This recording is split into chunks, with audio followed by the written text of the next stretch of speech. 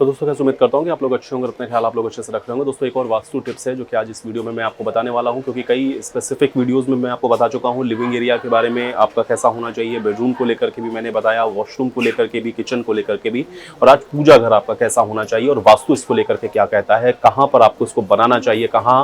बनाने से आपको उसके जो सकारात्मक परिणाम है वो मिलेंगे और नेगेटिव आपको क्या हो सकता है अगर आपने सही जगह पर नहीं बनाया अपना पूजा घर। तो ये सारी चीज़ें बहुत डिटेल में आज मैं आपको बताने वाला हूँ। तो सबसे पहले आपको जो ध्यान रखना है वो दिशाओं का है, क्योंकि मैंने पहले भी आपको कई बार बताया है ये बात कि अगर वास्तु के हिसाब से आप चीज़ों को देखेंगे तो दिशाएं उसमें सबसे इंपॉर्टेंट होती हैं, और अगर सही दिशा में आपने अपना पूजा घर बनाया है तो आपको जो नेगेटिविटी है या जो नेगेटिव चीज़ें आपके घर के अंदर हो रही हैं वो नहीं होंगी, लाभ भी आपको उसका मिलेगा। तो किस दिशा में होना चाहिए, किन बातों का ख्याल आपको रखना चाहिए।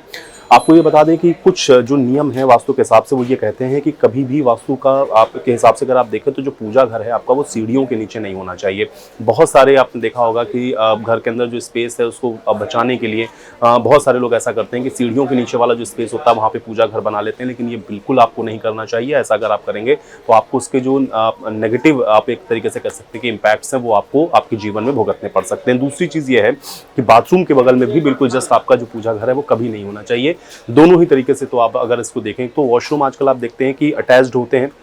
और दूसरा ये है कि अगर आप उसके बिल्कुल बगल में आप पूजा घर बनाते हैं तो वहाँ पर एक तो ना तो आप साफ सफाई का ध्यान रख सकते हैं, और दूसरा इसके साथ ये भी है कि ये भी वास्तु के हिसाब से बहुत खराब माना जाता है, क्योंकि दिशाओं के हिसाब से अगर आप देखेंगे तो आपका जो बाथरूम या वॉशरूम की जो दिशा है उसके बिल्कुल ऑपोजिट आपका जो पूजा घर है वो होना चाहिए। लेकिन अगर आप उसके साथ में बनवा रहे हैं तो ये भी नेगेटिविटी को बढ़ाता है, इसलिए आपको ऐसा नहीं करना चाहिए, और इसकी वजह से परिवार के जो सदस्य हैं उनको भी बहुत सारे कष्ट झेलने पड़ सकते हैं। इसके अलावा घर का मंदिर कभी भी बेसमेंट में भी आपको नहीं बनाना चाहिए। बहुत सारे लोग आपने देखा है आजकल इस तरीके से भी करते हैं, क्योंकि स्पेस आप देखते हैं कि लोग आज अपने डाइनिंग एरिया में या बेडरूम के लिए ज़्यादा बनाते हैं, लेकिन पूजा के घर का उतना ध्यान नहीं रखते हैं। तो बेसमेंट में भी अक्सर लोग ये गलती करते हैं कि मंदिर बना लेते हैं। ये काम भी आपको नहीं करना चाहिए, ये भी आपके परिवार के लिए घातक हो सकता है। तो उम्मीद करता हूँ कि जानकारी आपको अच्छी लगी होगी। मिलते हैं अगले वीडियो में।